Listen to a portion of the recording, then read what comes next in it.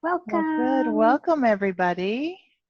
I'm glad you can make it. Pete, tell us again. I've never heard of having trouble with a computer before this.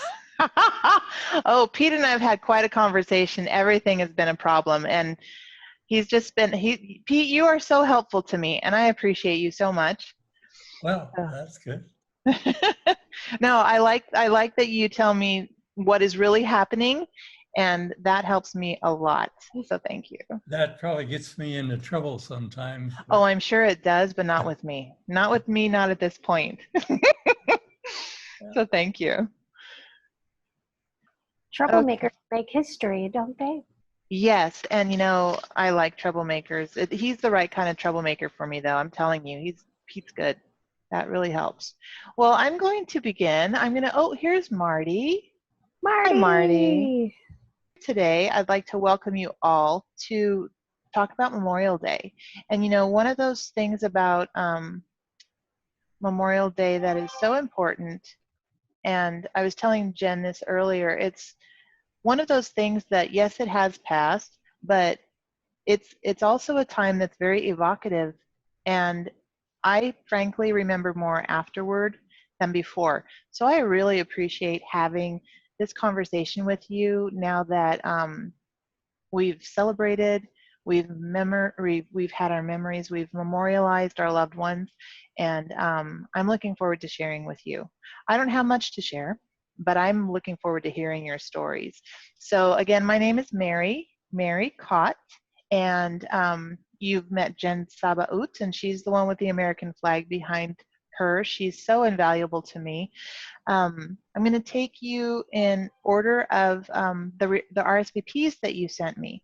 Well, I wanted to start us out today as we think about Memorial Day. I know we've all seen something, we've experienced celebrations, but there were two things that really stood out to me this weekend, and one of them was just a small excerpt from a speech that Reagan gave, and it was actually a Veterans Day speech, but I'm going to read it really quickly, and I think that it really embodied something that was important to me about Memorial Day.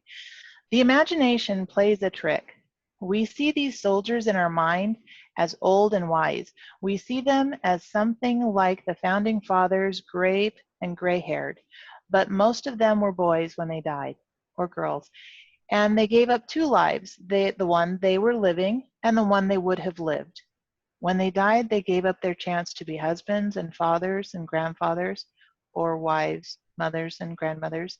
They gave up their chance to be revered old men or women. They gave up everything for their country and for us. And likewise, Obama said something that just segued beyond, or just took us along in the same direction. And that's why on this day, we remember our sacred obligation to those who laid down their lives so we could live ours, to finish the job these men and women started by keeping our promise to those who wear America's uniform, to give our troops the resources they need to keep faith with our veterans and their families now and always, to never stop searching for those who have gone missing or who have been held as prisoner of war. But on a more basic level, every American can do something simpler. As we go about our daily lives, we must remember that our countrymen are still serving, still fighting, still putting their lives on the line for all of us. And that, I hope, feeds our conversation today. Marty, did you have something to share today? I don't really, because we had no cemetery to go to. All of the people that we loved who have died are buried elsewhere, not in California. And so I did have an experience a couple of years ago of scattering my parents' ashes at the farm we lived on when I was first born, and that was in Union, Illinois, and Central Illinois, and that was a tremendous time of memory for me. Just watching that, we had a stillborn sister.